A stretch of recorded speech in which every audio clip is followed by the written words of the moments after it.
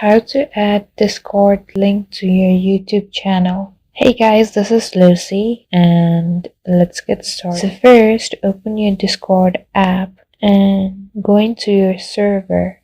Here, there will be an icon option where you can invite people, and here you can copy the server link. After that, go into YouTube Studio and click on your profile. Here, click on this icon and click on add links over here and click on add in the bottom of the page.